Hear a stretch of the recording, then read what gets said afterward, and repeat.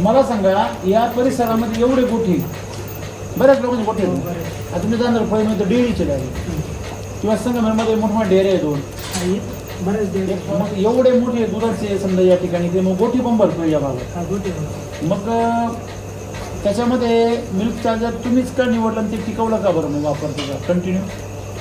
ते असं झालं एक जोडीदार आहे आपल्या इथे कोल्हे म्हणून. बर तो काय करायचा तो आणायचा अजून मधून बर तोही बादली आणायचा. बर मग तो बादली आणायचा त्याच्याबरोबर गेलो मग मी डायरेक्ट गोणीच आणली. डायरेक्ट बॅगच आणली. डायरेक्ट बॅगच आणली. एवढी मोठी डेअरी कसं काय डायरेक्ट बॅग एवढी 7,500 जाऊ म्हणलं 7,500 पहिल्यांदा पाहू आपण. अक्कल खात्री. अक्कल खात्री.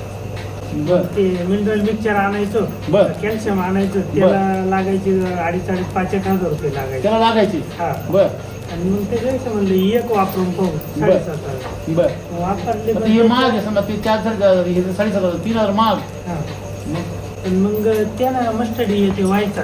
हां कशाने मिनरल मिक्सरनी मिनरल मिक्सचर इथे चारून बी व्हायचं. कारण व्हायचाच तो वल्ल्या चिल्ल्यात बर. बसले किंवा बर. येते. बर आणि मग हे आणल्यानंतर आहे ना हा. वर्षभर मस्टडीने डॉक्टरची म्हणजे या दिवाळीला पैसे दिले नाही डॉक्टर. ह्या दिवाळीला मस्टडी होत नाही गायले आजारी पडत नाही. मग त्याच्यामुळे डॉक्टरचं बिलच नाही. नाही फक्त मग फक्त गाय भरल्या तेवढेच पैसे येतात 5,000 गोळ्या औषधाचे पैसेच नाही. पैसेच नाही.